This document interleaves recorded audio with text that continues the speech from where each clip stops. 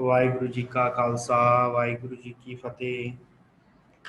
गुरु प्यारी गुरु सवारी साध संगत, आप जी इस सवेर की ऑनलाइन गुरमत क्लास में जुड़ चुके हो, जिस विच आपां धन श्री गुरु नानक देव महाराज जी के उपदेशों को समझण का यतन कर रहे हैं, जो सतगुरां ने अपनी बाणी के अंदर उपदेश दिता है।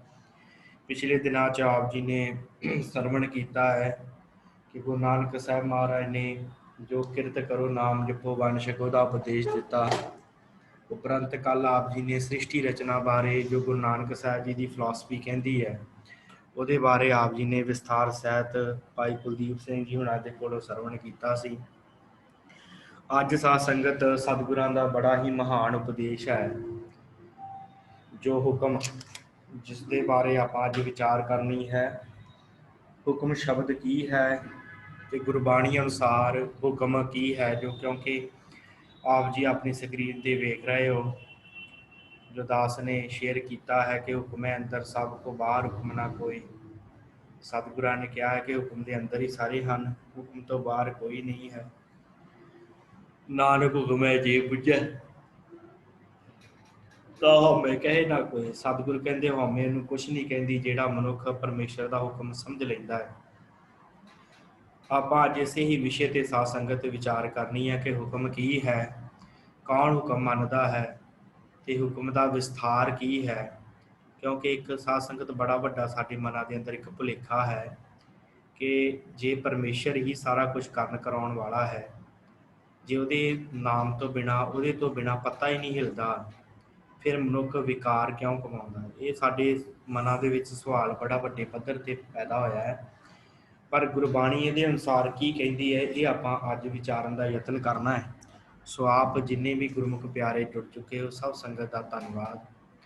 आओ आपां पावन बाणी की जो विचार है, जो अज का विषय है, उन्होंने विचारन का यतन करना है। सो सतगुरु रहमत कर रहे हैं। आप सब संगत का धन्यवाद। धन श्री गुरु नानक देव जी महाराज। सतगुर कहते हैं, हुक्मी होवन आकार हुक्म न कहे आग्याई। हुक्मी होवन जी हुक्म मिलै वडियाई। हुक्मी उत्तम नीच हुक्म लिख दुख सुख पाइयै। एक ना हुक्मी बख्शीस एक हुक्मी सदा भवाइयै। फिर सतगुरां ने क्या हुक्म है अंदर सब को बाहर हुक्म ना कोई। नानक हुक्म है जे बुझै तां हौमै कहे ना कोई।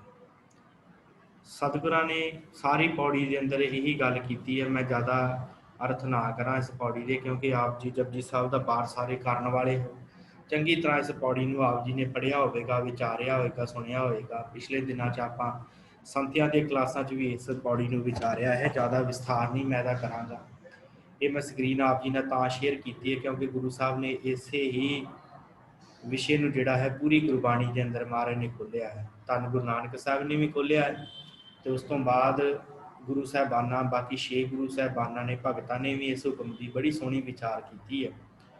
सो आओ आप पहले विषय लै लीए ही कि हुक्म है कि किवें वरतदा, हुक्म का अर्थ की है। फिर उस तो बाद आप जो साढ़े मन च सवाल हैं उन्होंने आप थोड़ा जहा विचारन का यतन करना है। सो सतगुरां ने जिहड़ा ये शब्द वरत्या ना हुक्म, हुक्म का साध संगत ये ना अरबी भाषा का शब्द है हुक्म। तो ये आप जो अर्थ करा ना कोशगत अर्थ जिन्होंने कहते हैं, वो अर्थ करा, ये अर्थ बन गए आग्या फरमान आदेश। जिमें पुराने समयां दे विच की हुंदा सी कि राजे हुंदे सन, वो अपना एक हुक्म जारी करते सन। हुक्म हुंदा सी उन्हां दा, ते सारे उस जगह के रहने वाले जिन्ने भी मनुख होंदे सन उन्होंने हुक्म मनना पैंदा सी। जो राजे ने हुक्म दे दिता, जो आदेश कर दिता, जो फरमान जारी हो गया, उस फरमान उन्होंने मनना पैंदा सी। हर कोई उस फरमान को मनता सी। इस करके ये जिहड़ा अरबी भाषा का शब्द है जिन्होंने हुक्म कहा जाता है। तो साध संगत इतों ही शब्द जिहड़ा है अपने वास्ते जो आप हर रोज़ पढ़ते हैं, जो सतगुरां का प्रकाश होंदा है तो उन्होंने आप कहते हुक्मनामा। गुरु नानक साहब सच्चे पातशाह जी ने जो उपदेश दिते हैं, जो दसा साडे गुरु साहबाना ने गुरबाणी के अंदर भगतां ने भट्टां ने उपदेश दिते, जदों वो रोज़ ही हुक्म स्वरूप के आउंदा है तो आप उसनूं हुक्मनामा शब्द के वास्ते वरतते हैं। ਤੇ ਇਹ ਸ਼ਬਦ ਸਾਧ ਸੰਗਤ ਬੜੇ ਪੁਰਾਣੇ ਆ, ਕੁਰਾਨ ਦੇ ਵਿੱਚੋਂ ਵੀ ਇਹ ਆਉਂਦੇ ਆ। ਤੇ ਇੱਕ ਸੂਫੀਆਂ ਦੀ ਬੜੀ ਪੁਰਾਣੀ ਕਿਤਾਬ ਹੈ ਜਿਹਦਾ ਨਾਮ ਹੈ ਕਸ਼ਫੁਲ ਮਹਿਜ਼ੂਬ। ਇਹਦੇ ਵਿੱਚ ਵੀ ਹੁਕਮ ਤੇ ਬੜਾ ਸੋਹਣਾ ਉਹਨਾਂ ਚਾਨਣਾ ਪਾਇਆ। ਇਹ ਹੁਕਮ ਜਿਹੜਾ ਹੈ ਉਹ ਤੇਜਸਵੀ ਅੱਲਾਹ ਦੇ ਕਰਨੇ ਹਨ। ਭਾਵ ਪਰਮੇਸ਼ਰ ਦਾ ਹੁਕਮ ਹੈ ਜਿਹੜਾ ਸਾਰੇ ਸ੍ਰਿਸ਼ਟੀ ਨੂੰ ਚਲਾ ਰਿਹਾ ਹੈ। ਪਰਮੇਸ਼ਰ ਵਾਹਿਗੁਰੂ ਜਿਹੜਾ ਹੈ ਉਹ ਸਾਰੀ ਸ੍ਰਿਸ਼ਟੀ ਨੂੰ ਕਿਵੇਂ ਚਲਾ ਰਿਹਾ ਹੈ, ਇਹਦੀ ਆਪਾਂ ਵਿਚਾਰ ਹੁਣ ਕਰਨੀ ਹੈ। ਆਪ ਜੀ ਨੂੰ ਅਰਥ ਪਤਾ ਹੀ ਲੱਗ ਗਿਆ ਕਿ ਹੁਕਮ ਹੈ ਕੀ। ਸਾਧ ਸੰਗਤ ਗੁਰਬਾਣੀ ਵਿੱਚ ਥਾਂ ਥਾਂ ਤੇ ਹੁਕਮ ਮੰਨਣ ਦੀ ਤਾਕੀਦ ਸਤਿਗੁਰਾਂ ਨੇ ਕੀਤੀ, ਹਰ ਜਗ੍ਹਾ ਦੇ ਉੱਤੇ। ਤੇ ਇਹਦੇ ਨਾਲ ਮਹਾਰਾਜ ਨੇ ਵੀ ਗੱਲ ਕਹੀ ਹੈ ਕਿ ਭਾਈ ਜਿਹੜਾ ਹੁਕਮ ਮੰਨੇਗਾ ਉਹਨੂੰ ਸੁੱਖਾਂ ਦੀ ਪ੍ਰਾਪਤੀ ਹੋਏਗੀ ਤੇ ਉਹ ਪਰਮੇਸ਼ਰ ਦੇ ਨਾਲ ਉਹਦਾ ਸੰਯੋਗ ਹੋਵੇਗਾ। ਕਿਉਂਕਿ ਗੁਰਬਾਣੀ ਦਾ ਹੁਕਮ ਹੈ, ਹੁਕਮ ਮੰਨੈ ਹੋ ਸੋਈ ਸੁਖ ਪਾਏ, ਹੁਕਮੈ ਲਏ ਮਿਲਾਏ। ਹੁਕਮ ਦੇ ਵਿੱਚ ਹੀ ਮਨੁੱਖ ਸੁੱਖ ਪਾਉਂਦਾ ਤੇ ਹੁਕਮ ਦੇ ਵਿੱਚ ਹੀ ਉਹ ਮਿਲ ਜਾਂਦਾ ਹੈ ਪਰਮੇਸ਼ਰ ਦੇ ਨਾਲ। ਤੇ ਪਰਮੇਸ਼ਰ ਦਾ ਜਿਹੜਾ ਹੁਕਮ ਹੈ ਨਾ ਸਾਧ ਸੰਗਤ ਇਹ ਸਾਰੀ ਸ੍ਰਿਸ਼ਟੀ ਉੱਤੇ ਲਾਗੂ ਹੁੰਦਾ ਹੈ, ਸਾਰੇ ਸੰਸਾਰ ਉੱਤੇ ਲਾਗੂ ਹੁੰਦਾ ਹੈ, ਹਰ ਜਗ੍ਹਾ ਦੇ ਉੱਤੇ, ਸਭ ਜਗ੍ਹਾ ਦੇ ਉੱਤੇ ਲਾਗੂ ਹੁੰਦਾ ਹੈ। ਤੇ ਇੱਥੋਂ ਤੱਕ ਗੁਰੂ ਸਾਹਿਬ ਨੇ ਗੱਲ ਕਹੀ ਕਿ ਜਿਹੜੀ ਸ੍ਰਿਸ਼ਟੀ ਦੀ ਰਚਨਾ ਹੋਈ, ਜੋ ਆਪ ਜੀ ਨੇ ਕੱਲ੍ਹ ਸ਼ਬਦ ਸੁਣਿਆ ਭਾਈ ਸਾਹਿਬ ਦੇ ਕੋਲੋਂ, ਸ੍ਰਿਸ਼ਟੀ ਰਚਨਾ, ਤੇ ਸਤਿਗੁਰਾਂ ਨੇ ਇੱਕ ਸ਼ਬਦ ਉੱਥੇ ਵਰਤਿਆ ਕਵਾਓ। ਕੀਤਾ ਕਵਾਓ ਇੱਕੋ ਪਸਾਓ, ਤਿਸਤੇ ਹੋਏ ਲੱਖ ਦਰਿਆਓ। ਸ਼ਬਦ ਪੜ੍ਹਦੇ ਆ ਨਾ ਆਪਾਂ, ਕਵਾਓ ਸ਼ਬਦ ਜਿਹੜਾ ਵੀ ਹੁਕਮ ਦੇ ਨਾਲ ਰਿਲੇਟਡ ਹੈ। ਹੁਕਮ ਹੀ ਜਿਹੜਾ ਉਹ ਕਵਾਓ ਸ਼ਬਦ ਹੈ। ਕਵਾਓ ਦਾ ਅਰਥ ਹੁਕਮ। ਪਰਮੇਸ਼ਰ ਨੇ ਹੁਕਮ ਕੀਤਾ ਤੇ ਸਾਰੀ ਦੀ ਸਾਰੀ ਸ੍ਰਿਸ਼ਟੀ ਹੋਂਦ ਵਿੱਚ ਆ ਗਈ। ਇਹਦੇ ਵਿੱਚ ਕੋਈ ਸਮਾਂ ਨਹੀਂ ਲੱਗਾ, ਇੱਕ ਛਿਣ ਮਾਤਰ ਦਾ ਸਮਾਂ ਨਹੀਂ ਪਰਮੇਸ਼ਰ ਨੇ ਲਾਇਆ। ਜਦੋਂ ਉਸ ਪਰਮੇਸ਼ਰ ਵਾਹਿਗੁਰੂ ਨੇ ਹੁਕਮ ਕੀਤਾ ਤੇ ਸਾਰੀ ਦੀ ਸਾਰੀ ਸ੍ਰਿਸ਼ਟੀ ਜਿਹੜੀ ਆ ਉਹ ਹੋਂਦ ਵਿੱਚ ਆ ਗਈ, ਸਾਰਾ ਕੁਝ ਹੋਂਦ ਦੇ ਵਿੱਚ ਆ ਗਿਆ। ਇਸੇ ਤਰ੍ਹਾਂ ਸਾਧ ਸੰਗਤ ਤੇ ਜਿੰਨਾ ਵੀ ਸੰਸਾਰ ਬਣਿਆ ਹੈ, ਜੋ ਵੀ ਅਸੀਂ ਦੇਖਦੇ ਹਾਂ, ਜੋ ਵੀ ਹੈ, ਹਰ ਸ੍ਰਿਸ਼ਟੀ ਦਾ ਹਰ ਕਣ ਕਣ ਜਿਹੜਾ ਹੈ ਨਾ ਉਹ ਪਰਮੇਸ਼ਰ ਦੇ ਹੁਕਮ ਵਿੱਚ ਹੈ। ਹੁਣ ਸਾਧ ਸੰਗਤ ਸਵਾਲ ਇੱਥੇ ਇੱਕ ਪੈਦਾ ਹੁੰਦਾ ਹੈ ਕਿ ਜੇ ਸੰਸਾਰ ਦੀ ਹਰ ਵਸਤੂ ਪਰਮੇਸ਼ਰ ਦੇ ਹੁਕਮ ਵਿੱਚ ਹੈ, ਫਿਰ ਇਹ ਚੰਗਿਆਈ ਬੁਰਿਆਈ ਦਾ ਕੀ ਕਨਸੈਪਟ ਹੋਇਆ? ਫਿਰ ਇਹ ਚੰਗਿਆਈ ਕੀ ਹੋਈ, ਬੁਰਿਆਈ ਕੀ ਹੋਈ, ਮਾੜਾ ਕੀ ਹੋਇਆ, ਚੰਗਾ ਕੀ ਹੋਇਆ? ਫਿਰ ਤੇ ਕਰਨ ਕਰਾਉਣ ਵਾਲਾ ਤੇ ਪਰਮੇਸ਼ਰ ਵਾਹਿਗੁਰੂ ਆਪ ਹੈ। ਫਿਰ ਮਨੁੱਖ ਪਾਪ ਕਿਉਂ ਕਰਦਾ ਹੈ? ਇਹ ਇੱਕ ਸਵਾਲ ਬੜਾ ਵੱਡਾ ਹੈ। ਤੇ ਵੱਡੇ ਵੱਡੇ ਜਿਹੜੇ ਨਾਸਤਿਕ ਲੋਕ ਹਨ ਨਾ, ਉਹ ਇਸ ਸਵਾਲ ਦੇ ਉੱਤੇ ਧਰਮੀ ਲੋਕਾਂ ਨੂੰ ਫਸਾ ਲੈਂਦੇ ਆ। ਮਜ਼ਾਕ ਦੇ ਨਾਲ ਉਹ ਕਹਿੰਦੇ ਆ ਕਿ ਜੇ ਰੱਬ ਦੇ ਹੁਕਮ ਤੋਂ ਬਿਨਾਂ ਪੱਤਾ ਨਹੀਂ ਹਿੱਲ ਸਕਦਾ ਤੇ ਫਿਰ ਕਿਉਂ ਲੋਕ ਪਾਪ ਕਰਦੇ ਆ? ਉਹ ਵੀ ਤੇ ਫਿਰ ਰੱਬ ਹੀ ਉਹਨਾਂ ਦੇ ਕੋਲੋਂ ਕਰਾ ਰਿਹਾ ਨਾ। ਇਸ ਵਿਚਾਰ ਦੇ ਉੱਤੇ ਸਾਧ ਸੰਗਤ ਮੈਂ ਇੱਕ ਵਿਚਾਰ ਦੇਵਾਂਗਾ। ਸਤਿਗੁਰਾਂ ਨੇ ਨਾ ਹੁਕਮ ਹੈ ਸਾਰਿਆਂ ਦੇ ਉੱਤੇ ਅਟੱਲ, ਇਹਦੇ ਵਿੱਚ ਕੋਈ ਸ਼ੱਕ ਨਹੀਂ ਕਿ ਪਰਮੇਸ਼ਰ ਦੀ ਰਜ਼ਾ ਤੋਂ ਬਿਨਾਂ ਪੱਤਾ ਵੀ ਨਹੀਂ ਹਿੱਲਦਾ। ਇਹ ਗੱਲ ਪੱਕੀ ਹੈ, ਸਾਰੇ ਮੰਨਦੇ ਸੀ। ਪਰ ਸਾਧ ਸੰਗਤ ਇੱਕ ਵੱਖਰੀ ਚੀਜ਼ ਦਿੱਤੀ ਹੈ ਮਨੁੱਖ ਨੂੰ ਪਰਮੇਸ਼ਰ ਵਾਹਿਗੁਰੂ ਨੇ। ਉਹ ਵੱਖਰੀ ਚੀਜ਼ ਕਿਹੜੀ ਦਿੱਤੀ ਹੈ? ਉਹ ਸਤਿਗੁਰਾਂ ਨੇ ਸਾਨੂੰ ਬੁੱਧੀ ਦਿੱਤੀ ਹੈ, ਦਿਮਾਗ ਦਿੱਤਾ ਹੈ, ਸੋਚਣ ਸਮਝਣ ਦਾ ਰਸਤਾ ਦਿੱਤਾ ਹੈ। ਉਹ ਸਾਨੂੰ ਦਿੱਤਾ ਹੈ, ਹੋਰ ਕਿਸੇ ਨੂੰ ਨਹੀਂ ਦਿੱਤਾ। ਸੰਸਾਰ ਦੇ ਹਰ ਜੀਵ ਦੇ ਵਿੱਚ ਇਹ ਚੀਜ਼ ਨਹੀਂ ਹੈ ਜਿਹੜੀ ਮਨੁੱਖ ਨੂੰ ਵਿਸ਼ੇਸ਼ ਤੌਰ ਤੇ ਮਿਲੀ ਹੈ, ਸਾਡੀ ਬੁੱਧੀ। ਇਸ ਬੁੱਧੀ ਹੋਣ ਦਾ ਕਰਕੇ ਮਨੁੱਖ ਇਸ ਧਰਤੀ ਦਾ ਸਰਦਾਰ ਹੈ। ਆਪ ਜੀ ਨੇ ਫਿਰ ਧਿਆਨ ਦੇਣਾ, ਹੁਕਮ ਸਾਰਿਆਂ ਦੇ ਉੱਤੇ ਲਾਗੂ ਹੁੰਦਾ ਹੈ, ਮਨੁੱਖ ਤੇ ਵੀ ਲਾਗੂ ਹੁੰਦਾ ਹੈ। ਪਰ ਮਨੁੱਖ ਇਸ ਸ੍ਰਿਸ਼ਟੀ ਦੇ ਸਾਰੇ ਜੀਵਾਂ ਦੇ ਨਾਲ ਵੱਖ ਹੈ। ਉਹ ਕਿਸ ਕਾਰਨ ਕਰਕੇ ਵੱਖ ਹੈ? ਕਿਉਂਕਿ ਪਰਮੇਸ਼ਰ ਨੇ ਉਹਨੂੰ ਇੱਕ ਬੁੱਧੀ ਦਿੱਤੀ ਹੈ, ਦਿਮਾਗ ਦਿੱਤਾ ਹੈ, ਸੋਚਣ ਸਮਝਣ ਦੀ ਸਮਰੱਥਾ ਦਿੱਤੀ ਹੈ। ਤਾਂ ਕਰਕੇ ਇਹ ਵੱਖ ਹੈ, ਇਸ ਕਰਕੇ ਧਰਤੀ ਦਾ ਸਰਦਾਰ ਹੈ। ਸਤਿਗੁਰਾਂ ਨੇ ਕਿਹਾ ਨਾ, ਸਗਲ ਜੂਨ ਤੇਰੀ ਪਨਹਾਰੀ, ਇਸ ਧਰਤੀ ਮੈਂ ਤੇਰੀ ਸਿੱਕਦਾਰੀ। ਕਿ ਇਸ ਧਰਤੀ ਦੇ ਵਿੱਚ ਭਾਈ ਤੇਰੀ ਸਿੱਕਦਾਰੀ ਹੈ, ਭਾਵ ਤੂੰ ਹੀ ਇਸ ਧਰਤੀ ਦਾ ਸਰਦਾਰ ਹੈ। ਸੋ ਪਰਮੇਸ਼ਰ ਨੇ ਜਿੰਨਾ ਵੀ ਕੁਝ ਬਣਾਇਆ ਸਾਰਾ ਹੁਕਮ 'ਚ ਬਣਾਇਆ, ਪਰ ਮਨੁੱਖ ਨੂੰ ਬੁੱਧੀ ਦੇ ਦਿੱਤੀ। ਉਹ ਕਾਹਦੇ ਵਾਸਤੇ ਦਿੱਤੀ ਹੈ ਪਰਮੇਸ਼ਰ ਨੇ? ਹੁਣ ਬੁੱਧੀ ਵੀ ਉਹਦੇ ਹੁਕਮ ਵਿੱਚ ਹੈ। ਕਈ ਪਾਗਲ ਹੁੰਦੇ ਆ, ਉਹਨਾਂ 'ਚ ਬੁੱਧੀ ਨਹੀਂ ਹੁੰਦੀ। ਪਰ ਜਿਨ੍ਹਾਂ ਨੂੰ ਪਰਮੇਸ਼ਰ ਨੇ ਬੁੱਧੀ ਦਿੱਤੀ ਆ, ਸੋਚਣ ਸਮਝਣ ਦੀ ਸਮਰੱਥਾ ਦਿੱਤੀ ਆ, ਮੈਂ ਗੱਲਾਂ ਕਰ ਰਿਹਾ, ਤੁਸੀਂ ਸੁਣ ਰਹੇ ਹੋ, ਮੇਰੇ ਅੰਦਰ ਇੱਕ ਬੁੱਧ ਹੈ, ਉਹਦਾ ਕਰਕੇ ਮੈਂ ਤੁਹਾਡੇ ਨਾਲ ਗੱਲ ਕਰ ਰਿਹਾ। ਤੁਸੀਂ ਸੁਣ ਰਹੇ ਹੋ, ਮੇਰੀ ਗੱਲ ਨੂੰ ਸਮਝ ਰਹੇ ਹੋ, ਇਹਦਾ ਮਤਲਬ ਤੁਹਾਡੇ ਕੋਲ ਵੀ ਕੋਈ ਬੁੱਧ ਹੈ ਜਿਹਦੇ ਅਨੁਸਾਰ ਤੁਸੀਂ ਸੁਣ ਕੇ ਸਮਝ ਰਹੇ ਹੋ ਗੱਲ ਨੂੰ। ਸੋ ਆਪ ਜੀ ਨੇ ਇਸ ਗੱਲ ਵੱਲ ਥੋੜਾ ਜਿਹਾ ਧਿਆਨ ਦੇਣਾ। ਜੋ ਲੋਕ ਇਸ ਗੱਲ ਤੋਂ ਫਸਾ ਲੈਂਦੇ ਆ, ਆਪਾਂ ਇਸ ਗੱਲ ਤੇ ਥੋੜਾ ਜਿਹਾ ਵਿਚਾਰ ਕਰ ਰਹੇ ਹਾਂ ਕਿ ਸੰਸਾਰ ਦੇ ਹਰ ਚੀਜ਼ ਦੇ ਉੱਤੇ ਪਰਮੇਸ਼ਰ ਦਾ ਹੁਕਮ ਲਾਗੂ ਹੁੰਦਾ ਹੈ ਤੇ ਜੀਵ ਦੇ, ਮਨੁੱਖ ਦੇ ਉੱਤੇ ਵੀ ਇਹ ਲਾਗੂ ਹੁੰਦਾ ਹੈ। ਪਰ ਮਨੁੱਖ ਨੂੰ ਇੱਕ ਪਰਮੇਸ਼ਰ ਨੇ ਵੱਖਰੀ ਚੀਜ਼ ਦਿੱਤੀ ਹੈ ਸਾਰੇ ਸੰਸਾਰ ਨਾਲੋਂ, ਉਹ ਚੀਜ਼ ਹੈ ਬੁੱਧੀ। ਤੇ ਬੁੱਧੀ ਦੇ ਕੇ ਪਰਮੇਸ਼ਰ ਨੇ ਮਨੁੱਖ ਨੂੰ ਇੱਕ ਵੱਖਰਾ ਰਸਤਾ ਦੇ ਦਿੱਤਾ ਕਿ ਭਾਈ ਚੰਗਾ ਬਣਨਾ ਹੈ ਜਾਂ ਮਾੜਾ ਬਣਨਾ ਹੈ, ਇਹਦਾ ਡਿਸਾਈਡ ਤੂੰ ਕਰਨਾ ਹੈ। ਕਿਹੜੇ ਪਾਸੇ ਨੇ ਜਾਣਾ ਇਹ ਡਿਸਾਈਡ ਤੂੰ ਕਰਨਾ ਹੈ ਕਿ ਤੂੰ ਵਿਕਾਰੀ ਬਣਨਾ ਹੈ, ਪਾਪੀ ਬਣਨਾ ਹੈ, ਚੰਗਾ ਬਣਨਾ ਹੈ, ਗੁਰਮੁਖ ਬਣਨਾ ਹੈ, ਨਾਮ ਜਪਣ ਵਾਲਾ ਬਣਨਾ ਹੈ, ਇਹ ਤੈਨੂੰ ਵਿਚਾਰ ਕਰਨੀ ਪਏਗੀ। ਇਸ ਬੁੱਧੀ ਦਾ ਕਰਕੇ ਹੀ ਸਤਿਗੁਰਾਂ ਨੇ ਸਾਨੂੰ ਸੰਗਤ ਦਿੱਤੀ ਹੈ। ਗੁਰੂ ਜਿਹੜਾ ਹੁੰਦਾ ਨਾ, ਗੁਰੂ ਉਹ ਸਾਨੂੰ ਸਮਝਾਉਂਦਾ ਬੜੇ ਤਰੀਕਿਆਂ ਨਾਲ। ਹੁਣ ਕੋਈ ਮਨੁੱਖ ਆਪਣੇ ਸਾਰਿਆਂ ਕੋਲ ਦਿਮਾਗ ਹੈ, ਜੀਣ ਹੈ, ਜਿਹੜਾ ਵੀ ਅਸੀਂ ਕੰਮ ਕਰਦੇ ਹਾਂ ਆਪਣੀ ਬੁੱਧੀ ਦੇ ਆਧਾਰ 'ਤੇ ਸੋਚ ਕੇ ਸਮਝ ਕੇ ਕਰਦੇ ਹਾਂ, ਉਹਦੇ ਉਸ ਆਧਾਰ 'ਤੇ ਅਸੀਂ ਸਿੱਟੇ ਕੱਢਦੇ ਹਾਂ। ਸੰਸਾਰ ਦੀਆਂ ਜਿੰਨੀਆਂ ਵਸਤੂਆਂ ਉਹਨਾਂ ਨੂੰ ਆਪਾਂ ਮਿਣਦੇ ਹਾਂ, ਬਣਾਉਂਦੇ ਹਾਂ। ਹਰ ਚੀਜ਼ ਦੇ ਵਿੱਚ ਕਿਸੇ ਨਾ ਕਿਸੇ ਦਾ ਯੋਗਦਾਨ ਹੁੰਦਾ, ਅਤੇ ਉਹ ਕਿਹਦੇ ਆਧਾਰ 'ਤੇ ਹੁੰਦਾ? ਮਨੁੱਖ ਦੇ ਦਿਮਾਗ ਦੇ ਆਧਾਰ 'ਤੇ। ਹਰ ਵਸਤੂ ਜਿਹੜੀ ਬਣੀ ਸੰਸਾਰ ਦੇ ਵਿੱਚ। ਹੁਣ ਪਰਮੇਸ਼ਰ ਨੇ, ਗੁਰੂ ਨੇ ਸਾਨੂੰ ਬੁੱਧੀ ਦੇ ਦਿੱਤੀ, ਤੇ ਗੁਰੂ ਨੇ ਸਾਨੂੰ ਇਹ ਕਹਿ, ਪਰਮੇਸ਼ਰ ਨੇ ਬੁੱਧ ਦਿੱਤੀ ਹੈ ਤੇ ਗੁਰੂ ਨੇ ਸਾਨੂੰ ਮੱਤ ਦਿੱਤੀ ਹੈ। ਮੱਤ ਕਿਹੜੀ ਦਿੱਤੀ ਹੈ? ਕਿ ਭਾਈ ਸੰਗਤ ਵਿੱਚ ਜਾਣਾ ਹੈ ਤੇ ਨਾਮ ਜਪਣਾ ਹੈ, ਤੇ ਤਾਂ ਕਿ ਤੂੰ ਚੰਗਾ ਬਣ ਸਕੇ ਤੇ ਪਰਮੇਸ਼ਰ ਨਾਲ ਤੇਰੀ ਲਿਵ ਜੁੜ ਸਕੇ ਤੇ ਤੂੰ ਉਹਦੇ ਹੁਕਮ ਦੇ ਵਿੱਚ ਚੱਲ ਸਕੇ। ਤੇ ਸਤਿਗੁਰਾਂ ਨੇ ਸਰੀਰ ਦੇ ਵਿੱਚ ਇਹ ਚੀਜ਼ ਨਹੀਂ ਰੱਖੀ। ਸਾਡਾ ਜਿੰਨਾ ਵੀ ਸਰੀਰ ਆ ਨਾ, ਇਹ ਵੀ ਉਹਦੇ ਹੁਕਮ ਦੇ ਵਿੱਚ ਆ। ਕਿਵੇਂ ਹੁਕਮ ਦੇ ਵਿੱਚ ਆ? ਥੋੜਾ ਆਪ ਜੀ ਨੇ ਧਿਆਨ ਦੇਣਾ। ਹੁਣ ਸਾਡਾ ਦਿਲ ਪੰਪ ਕਰਦਾ ਹੈ, ਚੱਲਦਾ ਹੈ, ਤੇ ਅਸੀਂ ਚੱਲਦੇ ਫਿਰਦੇ ਹਾਂ। ਜੇ ਸਾਡਾ ਦਿਲ ਰੁਕ ਜਾਵੇ, ਇੱਕ ਸੈਕਿੰਡ ਲਈ ਵੀ ਰੁਕ ਜਾਵੇ, ਕੀ ਹੋਵੇਗਾ? ਮੌਤ ਹੋ ਜਾਏਗੀ। ਇਸ ਕਰਕੇ ਸਾਡਾ ਸਰੀਰ ਵੀ ਪਰਮੇਸ਼ਰ ਦੇ ਹੁਕਮ ਤੋਂ ਬਾਹਰ ਨਹੀਂ ਹੈ। ਅਸੀਂ ਬਚਪਨ ਹਾਂ, ਅਸੀਂ ਜਿੰਨਾ ਮਰਜ਼ੀ ਜ਼ੋਰ ਲਾ ਲਈਏ, ਜਵਾਨ ਨਹੀਂ ਹੋ ਸਕਦੇ, ਜਾਂ ਸਦਾ ਲਈ ਬਚਪਨ ਦੇ ਵਿੱਚ ਨਹੀਂ ਰਹਿ ਸਕਦੇ। ਭਾਵੇਂ ਜਿੰਨਾ ਮਰਜ਼ੀ ਜ਼ੋਰ ਲਾ ਲਈਏ, ਨਹੀਂ ਰਹਿ ਸਕਦੇ ਨਾ। ਉਹਦਾ ਹੁਕਮ ਹੈ ਕਿ ਮਨੁੱਖ ਨੇ ਜੰਮਿਆ ਹੈ, ਉਹਨੇ ਜਵਾਨ ਹੋਣਾ ਹੈ, ਬੁਢੇਪਾ ਹੋਣਾ ਹੈ, ਤੇ ਫਿਰ ਉਸ ਤੋਂ ਬਾਅਦ ਉਹਦੀ ਮੌਤ ਹੋਣੀ ਹੈ। ਇੱਕ ਨਿਯਮ ਹੈ। ਚਲੋ ਉਹ ਵੀ ਇੱਕ ਪਰਮੇਸ਼ਰ ਦਾ ਨਿਯਮ ਹੈ। ਜਦੋਂ ਕਿਸੇ ਦੀ ਅਚਾਨਕ ਮੌਤ ਆ ਜਾਂਦੀ ਹੈ, ਉਹ ਵੀ ਉਹਦੇ ਹੁਕਮ ਦੇ ਵਿੱਚ ਹੈ। ਪਰ ਇੱਕ ਸਿਧਾਂਤਿਕ ਨਿਯਮ ਜਿਹਨੂੰ ਆਪਾਂ ਕਹਿ ਦਿੰਦੇ ਹਾਂ, ਉਹ ਇਹ ਪਰਮੇਸ਼ਰ ਦਾ ਬਣਾਇਆ ਹੋਇਆ। ਕੋਈ ਧੱਕੇ ਦੇ ਨਾਲ ਬਚਪਨ 'ਚ ਨਹੀਂ ਰਹਿ ਸਕਦਾ, ਤੇ ਕੋਈ ਇਹ ਨਹੀਂ ਕਹਿ ਸਕਦਾ ਕਿ ਮੇਰੇ ਤੇ ਸਦਾ ਹੀ ਜਵਾਨੀ ਰਹਿ ਸਕੇ। ਹੋ ਨਹੀਂ ਨਾ ਸਕਦਾ ਕਦੇ। ਇਸ ਕਰਕੇ ਸਾਡਾ ਸਰੀਰ ਵੀ ਪਰਮੇਸ਼ਰ ਦੇ ਹੁਕਮ ਦੇ ਵਿੱਚ ਚੱਲ ਰਿਹਾ, ਜਿਵੇਂ ਸਾਰਾ ਕੁਝ ਚੱਲਦਾ ਹੈ। ਬਸ ਕੀ ਹੈ ਕਿ ਸਾਡੀ ਜਿਹੜੀ ਬੁੱਧੀ ਹੈ ਨਾ, ਸੋਚਣ ਦੀ ਅਵਸਥਾ ਹੈ, ਉਹ ਪਰਮੇਸ਼ਰ ਨੇ ਥੋੜੀ ਜੀ ਜਿਹੜੀ ਆਪਣੇ ਹੁਕਮ ਤੋਂ ਬਾਹਰ ਹੀ ਰੱਖੀ ਹੈ। ਥੋੜੀ ਜੀ, ਜ਼ਿਆਦਾ ਨਹੀਂ। ਕਿਉਂਕਿ ਉਹ ਚਾਹਵੇ ਤੇ ਸਾਡੀ ਬੁੱਧੀ ਨੂੰ ਛਿਣਾ ਦੇ ਵਿੱਚ ਹੀ ਸਾਨੂੰ ਪਾਗਲ ਕਰ ਸਕਦਾ ਹੈ। ਪਰਮੇਸ਼ਰ ਚਾਹਵੇ, ਵਾਹਿਗੁਰੂ ਚਾਹਵੇ, ਤੇ ਉਹ ਸਾਨੂੰ ਜਿਹੜਾ ਹੈ ਇੱਕ ਸਕਿੰਟ ਦੇ ਵਿੱਚ ਚਤਰ ਤੋਂ ਪਾਗਲ, ਖਲ ਮੂਰਖ ਤੇ ਪੰਡਤ ਕਰ ਦੋ, ਪੰਡਤ ਤੇ ਮੁਗਧਾਰੀ, ਉਹ ਆਪ ਹੀ ਕਰ ਸਕਦਾ। ਪਰ ਸਾਨੂੰ ਉਸ ਪਰਮੇਸ਼ਰ ਨੇ ਇਹ ਬੁੱਧੀ ਦਾ ਦਾਨ ਦਿੱਤਾ ਹੈ।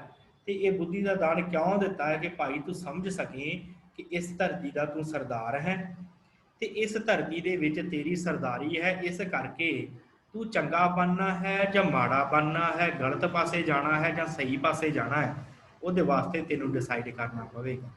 ਉਹਦੇ ਵਾਸਤੇ ਤੈਨੂੰ ਪਰਮੇਸ਼ਰ ਦਾ ਹੁਕਮ ਜਿਹੜਾ ਉਹ ਬੁੱਝਣਾ ਪਵੇਗਾ। ਨਾਨਕ ਹੁਕਮੈ ਜੇ ਬੁੱਝੈ ਤਾਂ ਹਉਮੈ ਕਹੇ ਨਾ ਕੋਈ।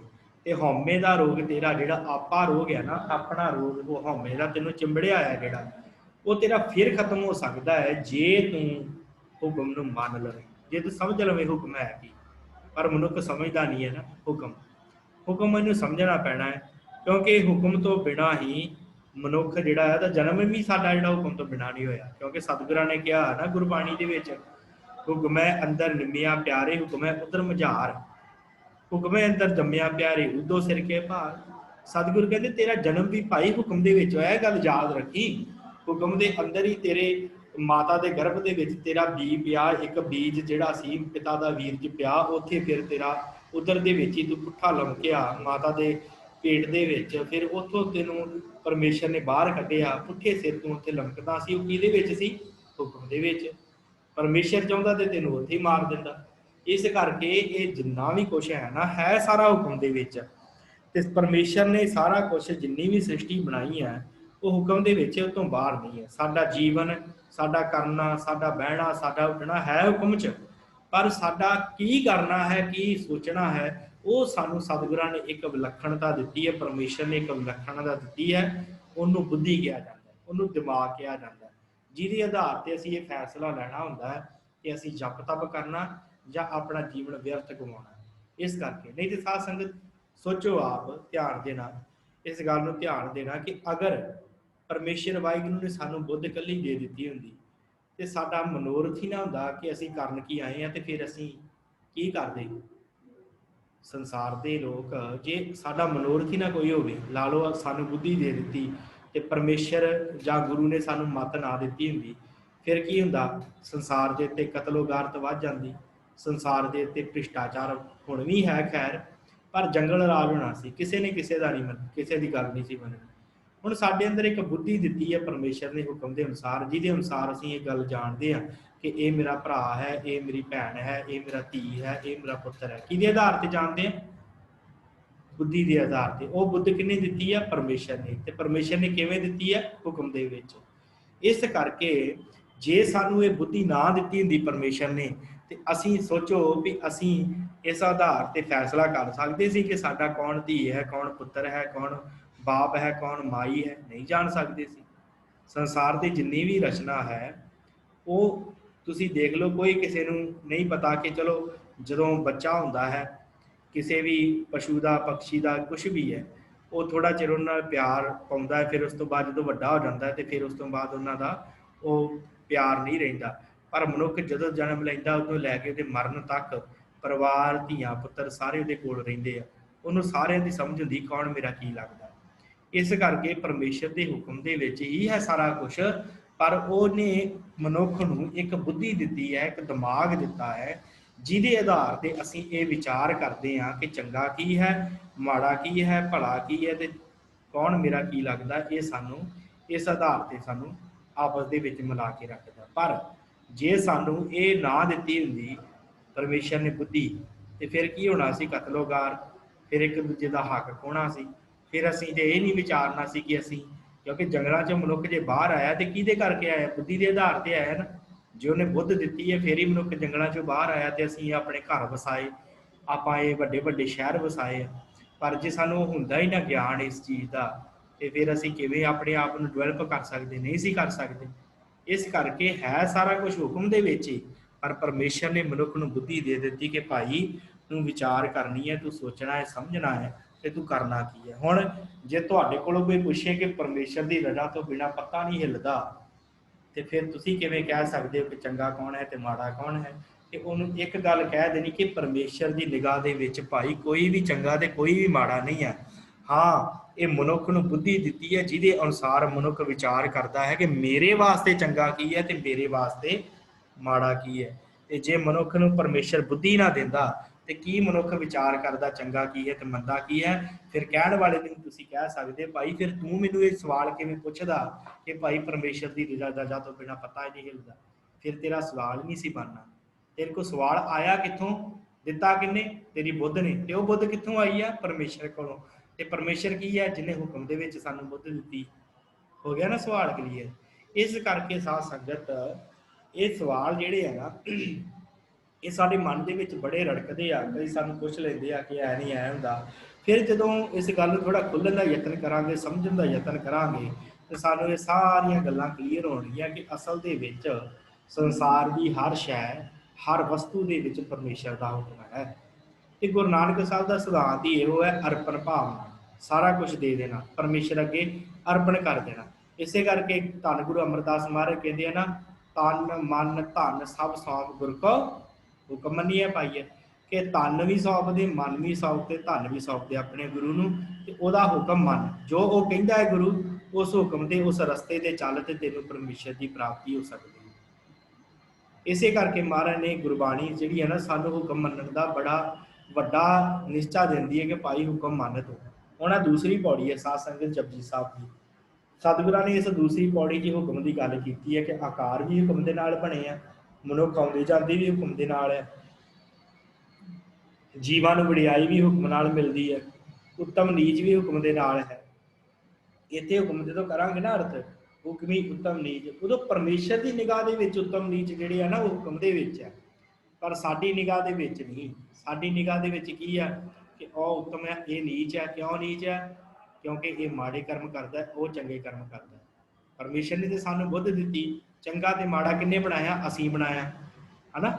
चंगा माड़ा असीं बनाया, पर परमेश्वर ने सानूं सिर्फ बुद्ध दित्ती आ कि भाई ये तुसी विचारो चंगा की है तो माड़ा की है, तो असीं विचारते हैं, तो विचारना सानू चाहिदा भी है, क्योंकि जे असीं ना विचारांगे फिर सानू इस गल का पता ही नहीं लगना कि चंगा की है तो माड़ा की। फिर एक व्यवस्था जिहड़ी है ना, समाज की व्यवस्था वो बिगड़ जाएगी, समाज की अवस्था बिगड़ जाएगी, मनुख जंगली हो जाएगा जे हुक्म नूं ना समझेगा, जंगली हो जाएगा मनुख। जे संसार ते थोड़ा बहुता धर्म बाकी है वो इन्हां लोकां दा करके बाकी जिहड़े हुक्म दे विच चलदे आ, जिहड़े समझदे आ कि परमेश्वर की रजा की है, रब की कहना चाहुंदा है ते मनुख की करदा पिया, जिहड़े इस गल नूं समझदे आ। हुक्मी होवण हुक्मी उत्तम नीच हुक्म लिख दुख सुख पाईए। महाराज कहते लिखिया जाना है तेरा दुख ते सुख, पर होना हुक्म दे विच ही है, लिखिया भी हुक्म दे विच ही जाना है। तू जो भी करता है तो ਉਹਦੇ अनुसार ही तेन दुख ते तेन सुख मिलने हैं। पर एक गल याद रखी, लिखिया जरूर जाना है, हुक्मी लिख दुख सुख पाईए, लेखा होना है ਉਹਦੇ अनुसार तेरा दुख ते सुख तेन मिलना है। एक ना हुक्मी बख्शीश एक हुक्मी सदा भाईए, एक ना दे उत्ते परमेश्वर ने बख्शिश कर दी, वो नाम च लग जाते हैं। एक ਜਿਹੜੇ ਆ ਉਹਨਾਂ ਨੂੰ ਪਰਮੇਸ਼ਰ ਵਾਹਿਗੁਰੂ ਜਿਹੜਾ ਹੈ ਉਹਨਾਂ ਨੂੰ ਭਾਉਂਦਾ ਹੈ, ਜਗ੍ਹਾ ਜਗ੍ਹਾ ਭੱਜੇ ਫਿਰਦੇ ਆ। ਹੁਕਮੇ ਅੰਦਰ ਸਭ ਤੋਂ ਬਾਹਰ ਹੁਕਮ ਨਾ ਕੋਈ, ਸਤਿਗੁਰ ਕਹਿੰਦੇ ਹੁਕਮ ਦੇ ਵਿੱਚ ਹੀ ਸਾਰੇ ਹਨ, ਬਾਹਰ ਪਰਮੇਸ਼ਰ ਦੇ ਹੁਕਮ ਤੋਂ ਕੋਈ ਨਹੀਂ ਹੈ। ਨਾਨਕ ਹੁਕਮ ਹੈ ਜੇ ਪੁੱਜੇ ਤਾਂ ਹਉਮੈ ਕਹੇ ਨਾ ਕੋਏ, ਸਤਿਗੁਰ ਕਹਿੰਦੇ ਕਿ ਹੁਕਮ ਤੋਂ ਬਾਹਰ ਕੋਈ ਨਹੀਂ ਹੈ।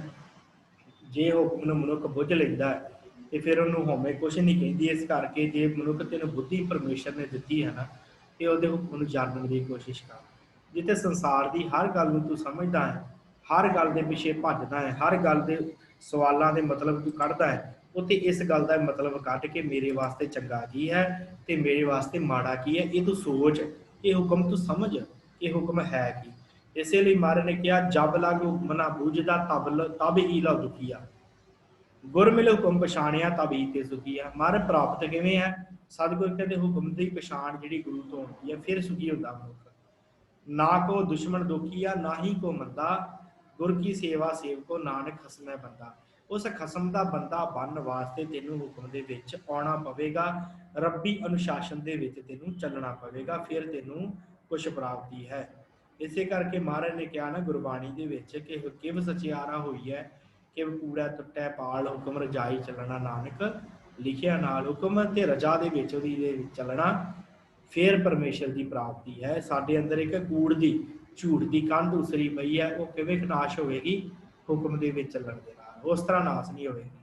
ਹੁਕਮ ਹਰ ਕਿਸੇ ਨੂੰ ਮੰਨਣਾ ਪੈਂਦਾ ਹੈ, ਭਾਵੇਂ ਕੋਈ ਅੱਜ ਮੰਨ ਲੇ ਤੇ ਭਾਵੇਂ ਕੱਲ ਮੰਨ ਲੇ, ਭਾਵੇਂ 84 ਲੱਖ ਭੋਗ ਕੇ ਮੰਨ ਲੇ, ਪਰ ਜਿੰਨਾ ਚਿਰ ਮਨੁੱਖ ਹੁਕਮ ਨਹੀਂ ਨਾ ਮੰਨਦਾ ਉਹਨਾਂ ਚਿਰ ਇਹਦਾ ਕੁਛ ਨਹੀਂ ਬਣਦਾ। ਕਿਉਂਕਿ ਸਤਿਗੁਰਾਂ ਨੇ ਕਿਹਾ ਉਹ ਮਨੁੱਖ ਨਹੀਂ ਹੈ ਜਿਹੜਾ ਸਲਾਮ ਜਵਾਬ ਦੋਵੇਂ ਕਰੇ, ਮੁੱਢੋਂ ਪੁੱਥਾ ਜਾਏ, ਨਾਨਕ ਦੋਵੇਂ ਕੂੜੀਆਂ ਥਾਏ ਨਾ ਕਾਈ ਪਾਏ। ਸਤਿਗੁਰ ਕਹਿੰਦੇ ਕਿ ਉਹ ਮਨੁੱਖ ਅਸਲੀ ਮਨੁੱਖ ਹੈ ਜਿਹੜਾ ਪਰਮੇਸ਼ਰ ਦੇ ਗੁਣ ਬੁੱਝਦਾ, ਜਾਣਦਾ ਹੈ, ਸਮਝਦਾ ਹੈ। ਤੇ ਸਤਿਗੁਰਾਂ ਨੇ ਨਾ ਗੁਰਬਾਣੀ 'ਚ ਸਾਧ ਸੰਗਤ ਇੱਕ ਬੜਾ ਸੋਹਣਾ ਸ਼ਬਦ ਵਰਤਿਆ ਗੁਰੂ ਨਾਨਕ ਸਾਹਿਬ ਨੇ, ਦਾਸ ਸ਼ਬਦ, ਦਾਸ ਸ਼ਬਦ। ਤੇ ਸਾਧ ਸੰਗਤ ਦਾਸ ਉਹ ਹੁੰਦਾ ਜਿਹੜਾ ਹੁਕਮ ਮੰਨਦਾ, ਦਾਸ ਦਾਸ ਉਹ ਹੁੰਦਾ ਜਿਹੜਾ ਹੁਕਮ ਮੰਨਦਾ ਹੈ। ਕਿਉਂਕਿ ਦਾਸ ਰੱਖੇ ਹੁੰਦੇ ਸੀ ਪੁਰਾਣੇ ਸਮੇਂ ਲੋਕਾਂ ਨੇ, ਅੱਜ ਨੌਕਰ ਕਹਿ ਲਓ ਅੱਜ ਦੀ ਭਾਸ਼ਾ 'ਚ, ਤੇ ਉਹ ਦਾਸਾਂ ਦੇ ਕੋਲੋਂ ਕੰਮ ਕਰਾਉਂਦੇ ਹੁੰਦੇ ਸੀ। ਸਾਧ ਸੰਗਤ ਜਿਹੜਾ ਨੌਕਰ ਹੁੰਦਾ ਨਾ ਉਹਦੀ ਆਪਣੀ ਮਰਜ਼ੀ ਦੀ ਕਦੀ ਵੀ ਚੱਲਦੀ ਹੁੰਦੀ। ਆਪ ਜੀ ਦੇ ਵਿੱਚੋਂ ਜਿਹੜੇ ਨੌਕਰੀ ਪੇਸ਼ੇ ਵਾਲੇ ਹੋਣਗੇ ਉਹ ਇਹ ਗੱਲ ਨੂੰ ਸਮਝਦੇ ਆ ਕਿ ਜੋ ਮਾਲਕ ਨੇ ਕਹਿ ਦਿੱਤਾ ਉਸ ਨੂੰ ਮੰਨਣਾ ਹੀ ਪੈਂਦਾ। ਜੋ ਮਾਲਕ ਨੇ ਕਹਿ ਦਿੱਤਾ, ਮਾਲਕ ਨੇ ਕਹਿ ਦਿੱਤਾ ਕਿ ਆਹ ਕੰਮ ਕਰ, ਉਹ ਕਰਨਾ ਹੀ ਪੈਂਦਾ। ਕਿਉਂ? ਕਿਉਂਕਿ ਅਸੀਂ ਉਹਨਾਂ ਦੇ ਨੌਕਰ ਹੁੰਦੇ ਹਾਂ। ਇਸ ਕਰਕੇ ਸਤਿਗੁਰਾਂ ਨੇ ਗੁਰਬਾਣੀ 'ਚ ਇੱਕ ਸ਼ਬਦ ਵਰਤਿਆ ਦਾਸ। ਦਾਸ ਦਾ ਅਰਥ ਵੀ ਇਹੀ ਹੁੰਦਾ ਹੈ ਕਿ ਆਪਣੀ ਮਰਜ਼ੀ ਨਹੀਂ, ਪਰਮੇਸ਼ਰ ਦੀ ਮਰਜ਼ੀ। ਸਾਧ ਸੰਗਤ ਦੋ ਸ਼ਬਦ ਸਤਿਗੁਰਾਂ ਤੋਂ ਪਹਿਲਾਂ ਵਰਤੇ ਜਾਂਦੇ ਸੀ। ਉਹ ਦੋ ਸ਼ਬਦ ਸਨਾਤਨ ਮਤ ਦੇ ਵਿੱਚ ਇੱਕ ਵਰਤਿਆ ਜਾਂਦਾ ਸੀ, ਅਹੰ ਬ੍ਰਹਮਸਮੀ। ਅਹੰ ਬ੍ਰਹਮਸਮੀ ਦਾ ਅਰਥ ਕੀ ਹੁੰਦਾ ਸੀ ਕਿ ਮੈਂ ਹੀ ਬ੍ਰਹਮ ਹਾਂ, ਮੈਂ ਹੀ ਰੱਬ ਹਾਂ। ਤੇ ਇੱਕ ਸ਼ਬਦ ਇਸਲਾਮ ਧਰਮ ਦੇ ਵਿੱਚ ਵਰਤਿਆ ਜਾਂਦਾ ਸੀ, ਉਹਦਾ ਨਾਮ ਸੀ ਅਨਲ ਹੱਕ। ਅਨਲ ਹੱਕ ਦਾ ਅਰਥ ਹੁੰਦਾ ਸਾਧ ਸੰਗਤ ਮੈਂ ਹੀ ਰੱਬ ਹਾਂ। ਦੋ ਸ਼ਬਦ ਵਰਤੇ ਜਾਂਦੇ ਸੀ। ਇਸਲਾਮ ਵਾਲੇ ਵਰਤਦੇ ਸੀ ਅਨਲ ਹੱਕ, ਤੇ ਸਨਾਤਨ ਮਤ ਹਿੰਦੂ ਧਰਮ ਵਾਲੇ ਵਰਤਦੇ ਸੀ ਅਹੰ ਬ੍ਰਹਮਸਮੀ। ਪਰ ਸਾਧ ਸੰਗਤ ਜਦੋਂ ਇਹ ਸ਼ਬਦ ਵਰਤਦੇ ਆ ਨਾ, ਹਾਂ ਮਨੁੱਖ ਰੱਬ ਹੈ, ਇਹਦੇ ਵਿੱਚ ਕੋਈ ਸ਼ੱਕ ਨਹੀਂ।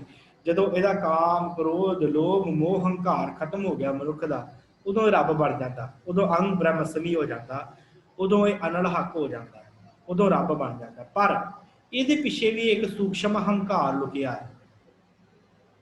ਆਪ ਜੀ ਨੇ ਧਿਆਨ ਦੇਣਾ, ਇਹਦੇ ਵਿੱਚ ਇੱਕ ਸੂਖਸ਼ਮ ਹੰਕਾਰ ਲੁਕਿਆ। ਸੂਖਸ਼ਮ ਹੰਕਾਰ ਕੀ ਹੈ? ਜਦੋਂ ਕਹਿ ਦਿੱਤਾ ਮੈਂ ਹੀ ਰੱਬ ਹਾਂ, ਫਿਰ ਪਤਾ ਲੱਗ ਜਾਂਦਾ ਕਿ ਮੈਂ ਰੱਬ ਹਾਂ ਤੇ ਦੂਸਰੇ ਜਿਹੜੇ ਆ ਉਹ ਕੌਣ ਹੋ ਗਏ? ਫਿਰ ਦੂਸਰੇ ਜੀਵ ਹੋ ਗਏ, ਮੈਂ ਰੱਬ ਬਣ ਗਿਆ। ਪਰ ਗੁਰੂ ਨਾਨਕ ਸਾਹਿਬ ਨੇ ਇੱਕ ਨਵਾਂ ਸ਼ਬਦ ਵਰਤਿਆ, ਉਹ ਸ਼ਬਦ ਸੀ ਦਾਸ।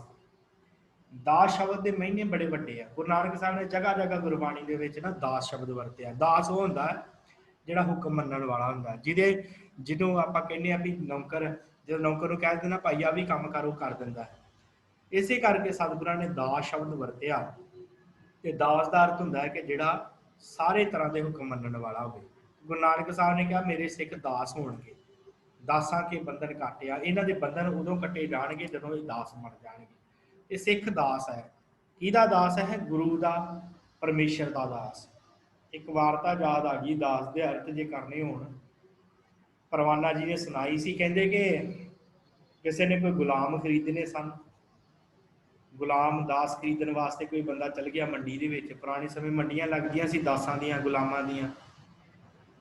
ਉਹ ਜਾ ਕੇ ਖਰੀਦਣ ਗਿਆ। ਪਹਿਲੇ ਕੋਲ ਜਾ ਕੇ ਉਹਨੇ ਕਿਹਾ ਕਿ ਭਾਈ ਮੈਨੂੰ ਦਾਸ ਚਾਹੀਦਾ, ਨੌਕਰ ਚਾਹੀਦਾ, ਗੁਲਾਮ ਚਾਹੀਦਾ, ਮੈਨੂੰ ਦੇ। ਕਹਿੰਦਾ ਭਾਈ ਇਹ ਤੋਂ ਪੁੱਛ ਲਾ। ਕਹਿੰਦਾ ਭਾਈ ਤੂੰ ਕੀ ਕੰਮ ਕਰ ਸਕਦਾ? ਉਹ ਕਹਿੰਦਾ ਮੈਂ ਸਾਰੇ ਕੰਮ ਕਰਾਂਗਾ, ਬਾਹਰ ਅੰਦਰ ਜਾਵਾਂਗਾ, ਜੋ ਤੁਸੀਂ ਕਹੋਗੇ ਉਹ ਮੈਂ ਕਰਾਂਗਾ। ਉਹ ਕਹਿੰਦਾ ਨਹੀਂ, ਇਹਦੇ ਕੋਲੋਂ ਨਹੀਂ ਇਹ ਦਾਸ ਖਰੀਦਣਾ। ਅੱਗੇ ਚਲਾ ਗਿਆ। ਅਗਲੇ ਨੂੰ ਪੁੱਛਿਆ ਭਾਈ ਤੂੰ ਕੀ ਕਰੇਗਾ? ਕਹਿੰਦਾ ਜੋ ਤੁਸੀਂ ਕਹੋਗੇ ਮੈਂ ਉਹੀ ਕਰਾਂਗਾ, ਮੈਂ ਆ ਵੀ ਕਰਾਂਗਾ, ਮੈਂ ਉਹ ਵੀ ਕਰਾਂਗਾ। ਕਹਿੰਦਾ ਨਹੀਂ, ਇਹਦੇ ਕੋਲ। ਤੀਸਰੇ ਕੋਲ ਗਿਆ, ਕਹਿੰਦਾ ਭਾਈ ਤੂੰ ਕੀ ਕਰੇਗਾ ਦੱਸ? ਤੀਸਰਾ ਦਾਸ ਕਹਿੰਦਾ ਮੈਂ ਕੁਛ ਨਹੀਂ ਕਰਾਂਗਾ। ਕਹਿੰਦਾ ਇਹ ਦਾਸ ਦੇ ਦਿਓ, ਇਹ ਸਾਰਾ ਕੁਝ ਕਰੇਗਾ। ਤੇ ਜਿਹੜਾ ਵੇਚਣ ਵਾਲਾ ਸੀ ਦਾਸ, ਉਹ ਕਹਿੰਦਾ ਭਾਈ ਤੂੰ ਇਹਨੇ ਤੇ ਕਿਹਾ ਮੈਂ ਕੁਛ ਨਹੀਂ ਕਰਾਂਗਾ, ਤੂੰ ਇਹਨੂੰ ਖਰੀਦ ਕੇ ਲੈ ਚੱਲਿਆ। ਉਹ ਕਹਿੰਦਾ ਕਿ ਅਸਲ ਦੇ ਵਿੱਚ ਦਾਸ ਹੁੰਦਾ ਹੀ ਉਹ ਹੈ ਜਿਹੜਾ ਕੁਝ ਨਾ ਕਰੇ, ਜਿਹੜਾ ਕਹੇ ਮਹਾਰਾਜ ਮੈਂ ਕੁਛ ਨਹੀਂ ਕਰ ਸਕਦਾ, ਤੁਸੀਂ ਜੋ ਕਰਾਓਗੇ ਮੈਂ ਉਹ ਕਰਾਂਗਾ, ਉਹ ਅਸਲੀ ਦਾਸ ਹੁੰਦਾ ਹੈ। ਤੇ ਇਸੇ ਕਰਕੇ ਗੁਰੂ ਨਾਨਕ ਸਾਹਿਬ ਨੇ ਕਿਹਾ ਕਿ ਮੈਂ ਦਾਸ ਹਾਂ, ਉਹਦੇ ਹੁਕਮ ਦੇ ਵਿੱਚ ਆ। ਉਹ ਆਪਣੇ ਹੁਕਮ ਦੇ ਨਾਲ ਜੋ ਮੈਨੂੰ ਹੁਕਮ ਕਰੇਗਾ ਮੈਂ ਉਹੀ ਕਰਾਂਗਾ, ਸਿੱਖ ਮੇਰਾ ਉਹੀ ਕਰੇਗਾ। ਇਸ ਕਰਕੇ ਸਿੱਖ ਵੀ ਦਾਸ ਹੈ ਗੁਰੂ ਦਾ। ਗੁਰੂ ਦਾ ਸਿੱਖ ਹੈ, ਗੁਰੂ ਕੋਲੋਂ ਸਿੱਖਿਆ ਲੈਂਦਾ ਹੈ ਤੇ ਗੁਰੂ ਦੇ ਹੁਕਮ 'ਚ ਚੱਲਦਾ ਹੈ। ਤੇ ਜਿਹੜਾ ਗੁਰੂ ਦੇ ਹੁਕਮ 'ਚ ਚੱਲਦਾ ਹੈ ਤੇ ਉਹਦੇ ਵਾਰੇ ਨਿਆਰੇ ਹੁੰਦੇ ਆ, ਕਿਉਂਕਿ ਆਪਣਾ ਹੁਕਮ ਨਹੀਂ ਕੋਈ ਵੀ ਚੱਲਦਾ। ਜੇ ਸਿੱਖ ਕਵੇ ਕਿ ਮੈਂ ਆ ਨਹੀਂ ਤੇ ਮੈਂ ਉਹ ਨਹੀਂ ਤੇ ਮੈਂ ਐ ਨਹੀਂ, ਤੇ ਮਹਾਰਾਜ ਕਹਿੰਦੇ ਫਿਰ ਨਹੀਂ ਗੱਲ ਬਣਨੀ। ਆਏ ਸੀ ਨਾ ਸਤਿਗੁਰਾਂ ਦੇ ਕੋਲ, ਗੁਰੂ ਗੋਬਿੰਦ ਸਿੰਘ ਮਹਾਰਾਜ ਜੀ ਦੇ ਕੋਲ, ਜਦੋਂ ਚਮਕੌਰ ਦੀ ਜੰਗ ਖਤਮ ਹੋਈ ਆ, ਇਹ ਸਾਰੇ ਜਿਹੜੇ ਮਾਝੇ ਦੇ ਸਿੱਖ ਸਨ, ਉੱਥੇ ਚੌਧਰੀ ਹੋਰ ਵੀ ਆਏ ਸੀ, ਜਿਹੜੇ ਛੱਡ ਆਏ ਸੀ ਗੁਰੂ ਸਾਹਿਬ ਨੂੰ ਉੱਥੇ। ਤੇ ਮਹਾਰਾਜ ਨੂੰ ਕਹਿੰਦੇ ਮਹਾਰਾਜ ਤੁਹਾਡੇ ਦਿੱਲੀ ਦਰਬਾਰ ਦੇ ਨਾਲ ਸੁਲਾਹ ਕਰਾ ਦਿੰਦੇ ਆ, ਐ ਕਰ ਦਿਆਂਗੇ ਮਹਾਰਾਜ, ਜੋ ਕਰ ਦਿਆਂਗੇ, ਲੜਾਈ ਵਾਲਾ ਰਸਤਾ ਨਹੀਂ ਚੰਗਾ ਹੁੰਦਾ। ਬੜਾ ਕੁਝ ਕਿਹਾ।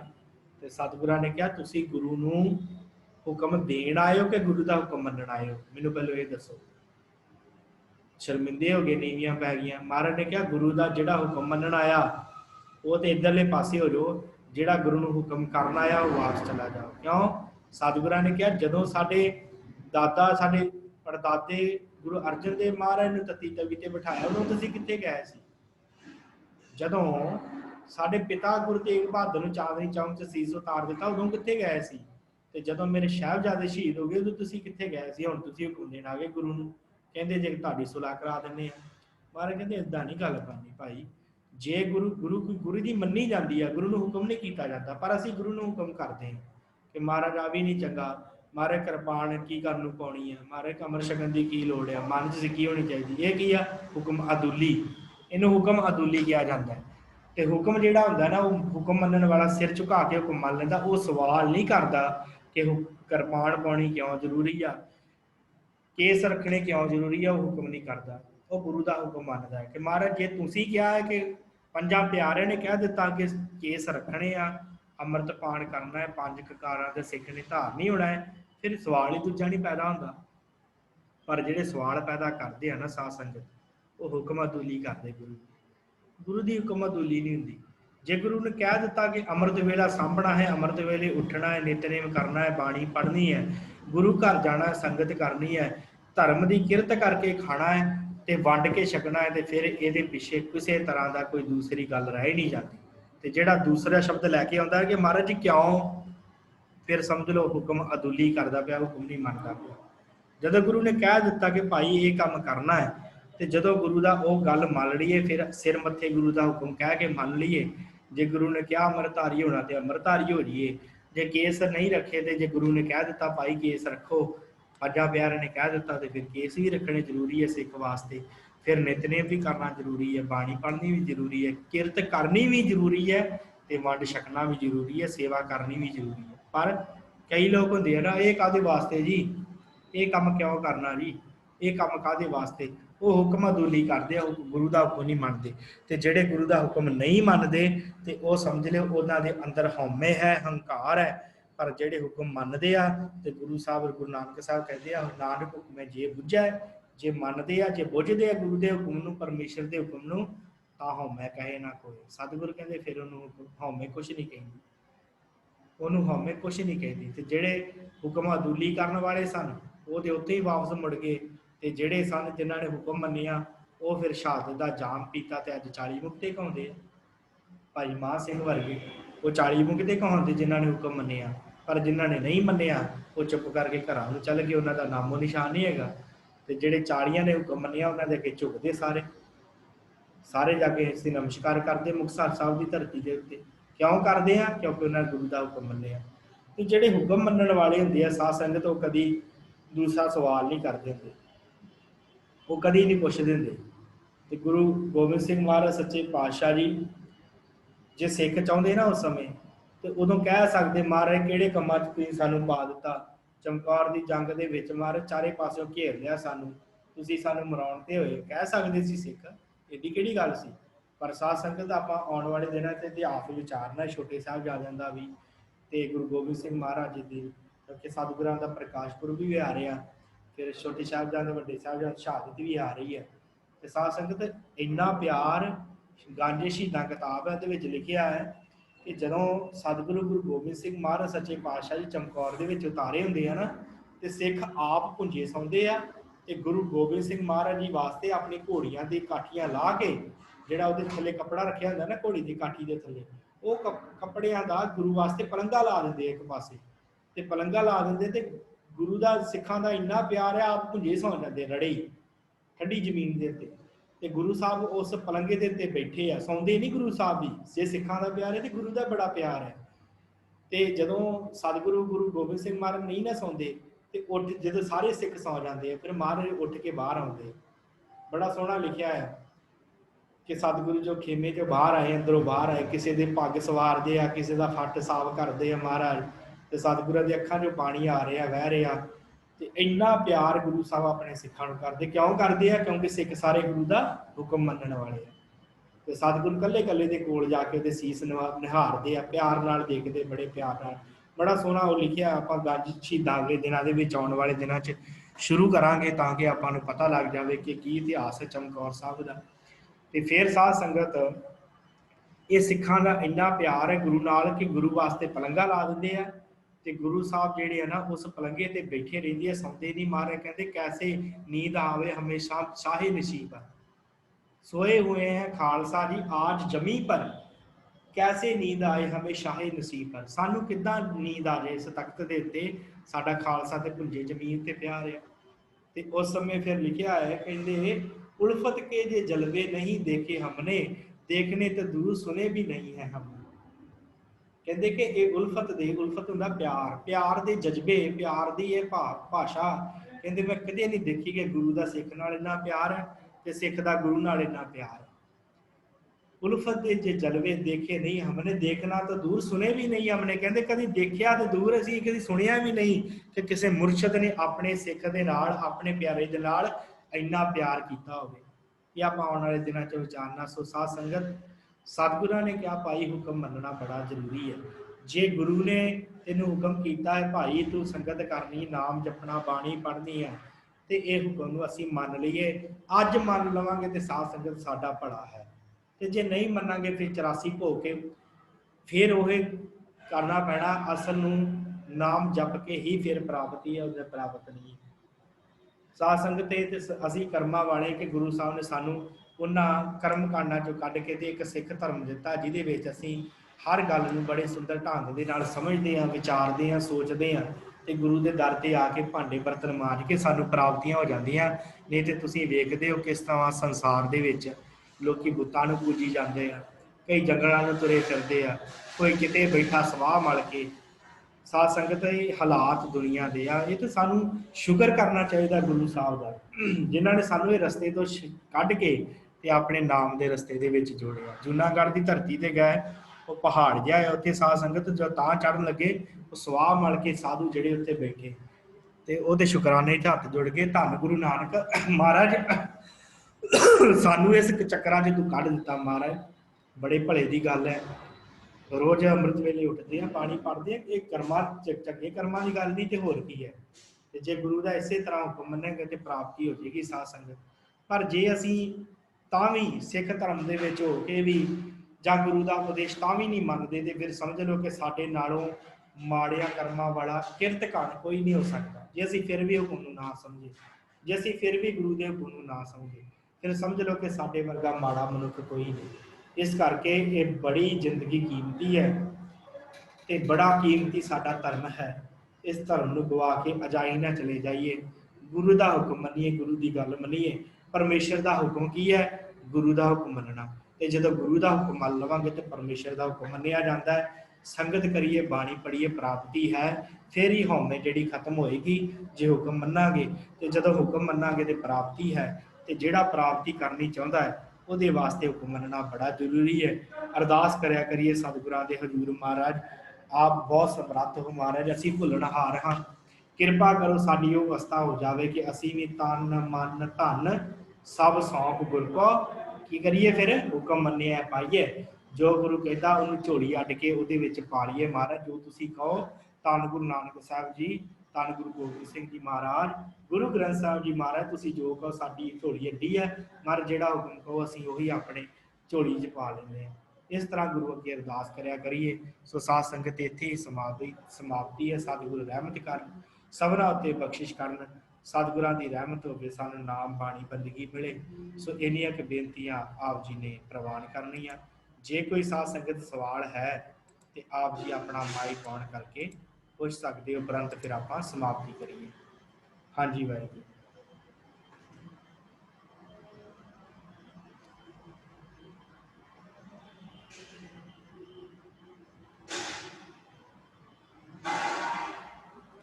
सो साध संगत जी, आप सब संगत का धन्यवाद। आप जी नूं आस है कि ये क्योंकि विषय जिहड़े हुंदे आ ना, ये बहुत फिलोसफिकली विषय हुंदे आ, इन्हां दी विचार बड़ी डूंगी हुंदी है। आस करदा कि आप जी नूं समझ लगी होएगी कि हुक्म है कि किवें मनना है, कि इहदा अर्थ बनदा है। आप जी ने विचार समझ ली होएगी। सो इन्नियां क बेनतियां प्रवान। फिर भी जे कोई सवाल मन च होवे, WhatsApp राही आप जी संपर्क कर सकते हो, जां ਉਂਝ भी कॉल कर सकते हो। नंबर आप सब संगत दे कोल है।